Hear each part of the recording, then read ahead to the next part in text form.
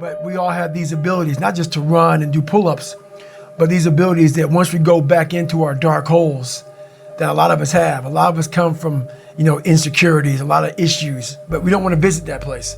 Place is scary. Place is something that we want to forget about. I had the courage, finally, to go back in there and organize it. Get it organized in my mind and figure out, where to start from. So, but the journey led me to the so-called superhuman stuff that I do now. Yeah. So when you said you had the courage finally, what does finally mean? I was haunted. So we all have these voices in our head. We like to not listen to them. The one that comforts us and keeps us nice and warm and cuddly and gives us cookies and milk at nighttime. We like that voice. That voice is the one we want to always hear, which is why people don't like to listen to me a lot. Some people do, some people don't. The only thing that changes you is being real. So basically, I had to have the courage to go back in it because nothing was getting done. I kept on going to that nice cuddly voice in my head saying, you know what? You don't need to do this. That's too much work, man. You've earned this. You deserve this. And that mentality got me to 297 pounds, fat, out of shape. To me, a loser. To me, making $1,000 a month and making a ton of mistakes. Because mistakes happen on the easy side of life. You take the easy road, the easy path, there's a lot of mistakes over there. The hard journey, you don't make too many mistakes over here because it's too hard. You don't want to repeat it. So it's challenging. And would you say you've built this almost like sadistic quality where you almost enjoy the pain? I don't enjoy it. It's necessary. Yeah. It's necessary. So every morning I wake up, it's not just about working out, but for me, working out has been a very big part of my mental growth. So for me, if I am not challenging myself every day, and I swear to God, people will not believe it, I was over almost 300 pounds twice in my life. A person that does that twice in his life does not enjoy cardiovascular activity, okay? Yeah. So people can put anything they want to in their head. I did realize one thing. The things I don't enjoy that I still do, that's where growth is at. And that's, for me, the only place growth is at, is in that very uncomfortable, in that uncomfortable zone. Yeah. So I have to visit it every single day. So and when you say visit it every day, what sort of things are you doing daily to push yourself? So for instance, today I woke up and I just got to London and I don't know where to run here. It's very difficult to run around this place. So someone said, hey, you can run around out here, like around this 1 mile block. And I'm like, you know what? I'm not doing that. So I went down to the gym and there's this like crazy elliptical trainer, but it's not a normal elliptical trainer. It's one that you like almost self-power. It's very... Yeah, it's not electric. It's very difficult. Yeah. So I got on that thing and I realized, man, this and after like 2 minutes, I'm like, I don't want to do this. So right then I realized, it looks like we're gonna be here for a while. So I did that for 2 hours and 45 minutes. Wow. Yeah. Yeah. So I'm not saying do that, but that's something I did today. Once my mind said, you know what, let's not do this today. I said, well, since my mind went there, I redirected it and said, just for having that weak thought, we're gonna be on here for a while. Right, so it does sort of sound like you're punishing part of your mind in a way. Punishment, maybe not be the right word. Yeah. I want my mind to know who's in charge. So for the better part of 26 years, my mind was in charge of me. Yeah. Which is why I made all these horrible decisions. Once you take control of your mind, you start making decisions for yourself versus your mind making decisions for you. The unrelenting voice that we all have. What happens to that voice? I'm going to answer your question. We all have a voice in our head. Some of us are very spiritual, some of us are not, but we all have this voice saying, you're doing, this is wrong, don't do that. The more you don't listen to that voice, the further that voice gets away from your head. Some people call it the Holy Spirit, some people call it God, some monks, whatever you call it. It's there. We all have it. It's the right or wrong voice. But the more we don't listen to it, the more that voice goes away. And the only voice you hear is yourself.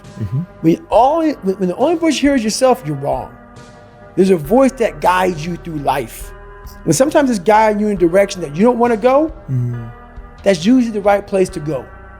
It's that uncomfortable place. So that voice is always talking to me, but we don't listen to it. I listen to it. And when I start getting anxious, nervous, like we all know when we've done too much because it's telling us, I'm getting tired, I'm wearing down. But we go.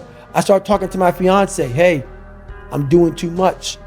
You start now, like I did in Hell Week, like I do all the time. The 1 second decision. It's that decision when your mind starts to get so amped up. Whenever you can't hear yourself think, you gotta slow down.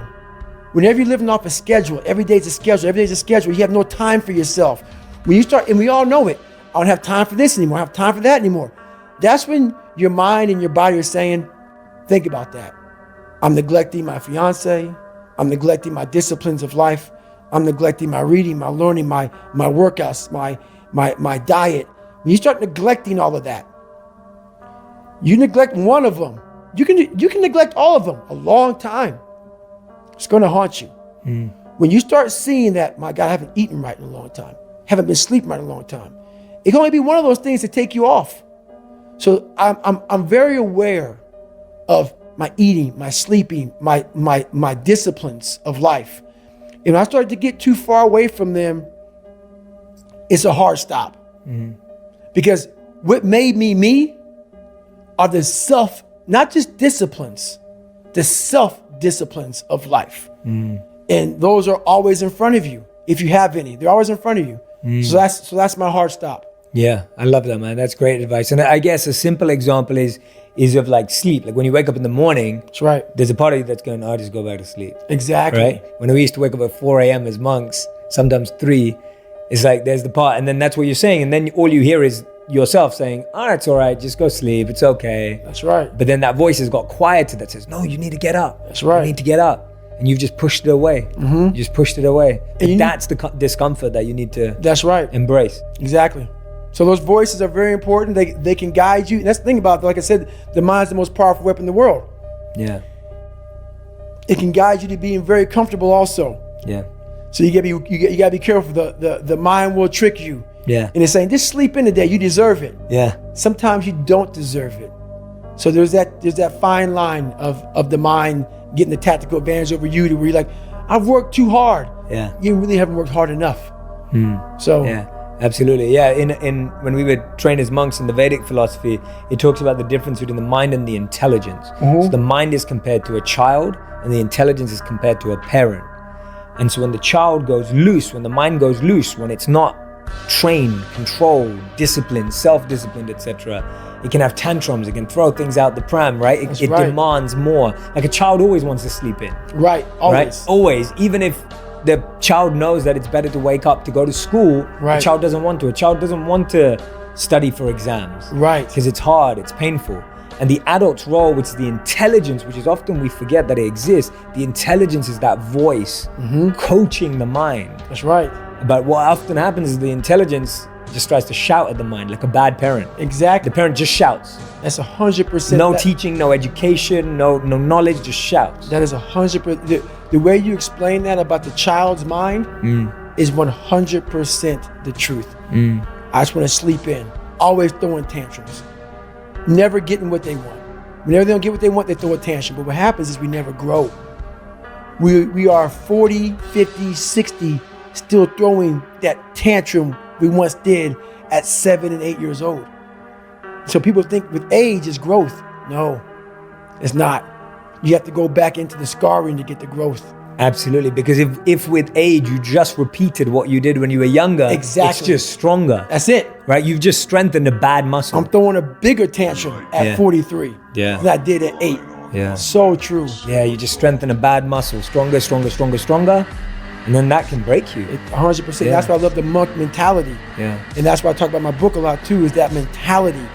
I'm not one, but I've taken a lot of the disciplines, the self-disciplines from that mentality. You're gonna find peace from going to war with yourself. Cause people look at me, the reason why my story resonates with people, because I don't hide. I'll tell you exactly who I am, I will admit to it. people are great at hiding. So they want to just find peace. No, you got to take your fix whatever's fucked up in you. Don't just shove it under the rug. Fix it, and then you'll find some peace later after you fix some. So now I'm realizing this. I go home, several months go by, and now I'm like, okay, here we go. It's time to be a Navy SEAL. I start calling recruiters, man. And when you're 297 pounds and you have prior service, man, recruiters laugh at you, dude. Right, and you're not 22 years old. I'm 24. Either. Right. And so I'm fat, I'm Right. out of shape, and I know this. And so I finally, after 2 weeks of calling recruiters, I found this guy named Steven Saljo. And Steven Saljo says, come on in the office. I walk in the office, he looks at me, and he's the first recruiter that said, you know what? Damn, you're a big dude, man. You want to be a SEAL? I said, yeah, but he didn't give me the look of like, you can't do it. He gave me the look of, let's go weigh you. He weighed me, 297. He went through his little chart, started writing all this shit down, and he said, you got a lofty task ahead of you. I go, why? He goes, well, this program that I was trying to get into, because I was in the reserves. And I was gonna go from the reserve program to an active duty SEAL. So this program was shutting down. And I was gonna be in the last class, like 1 or 2 classes left before it shut down. So I had about 3 months to get the weight standard. 100 pounds in 3 months. 106 pounds. So the standard for a 6'1" person back then, 6'1", I forget what it was 191. Okay. And I was 297. So I pretty much said, fuck this pretty much can't work for me, man. This is impossible. So I go back to work spraying for cockroaches and I hit the mother load. Like I hit the mother load of cockroaches, rodents and everything. And I go out to the dumpster and these animals, I was like, I'm done. So I quit my job. Right then, actually the boss had to come to my, I quit. The boss had to come looking for me to get the truck back. I left work, so he had to come to my house. Okay. I didn't even go to work again. So all these restaurants, I had the keys to them all, the fucking alarm codes, all the keys were in the fucking truck. Like he had to come by and knock on my door and say, but he brought some friends with him, because I was 297 pounds. Like, Right, it's a big dude. I need some fucking Military backup. dude, right. I'm like, here, dude, I'm out. And so I had now started my journey, and so now I'm like, I'm losing the fucking weight. But my first run was 4 miles. That's what you had to run that day on your plan. That was my plan. As I'm driving the truck back home from quitting my job, I drive home, I get my shoes on, and I run a 1/4 mile. Come home crying. You stopped after a 1/4 mile. Yeah, walk back home because I was exhausted. Because I used to, I haven't run in like years. You're sucking down Steak I remember, Shack stage. I remember back when I was 175. Yeah. Running was easy. I was one of the fastest runners in class. So now it's just hard, man. I'm fat, I'm out of shape. And I was just defeated because now I was 175. I was in good shape. Yeah. And I got myself into a bigger hole now. Yeah. And now I got to lose this weight and I got to take the ASVAB again to get in the Navy. So I got to take that. So I took that for 2 more times. Because the first time I passed it, but I had to get a 50 on mechanical comprehension. So there's like 10 different sections. Had to get a 50, I got a 44. You can only get a waiver for 5 points. So I had to take it again. And guess what happened? It's in the book really well. It's exactly what happened. I take the ASVAB test and I took it, and now they have computers. Back when I took it the first time, it's like all like Scantron shit. Yeah. So now I see a computer, so now I'm freaking out. Oh my God, it's on the computer. So I take it, and the sergeant in charge of the ASVAB test isn't supposed to tell you what you got.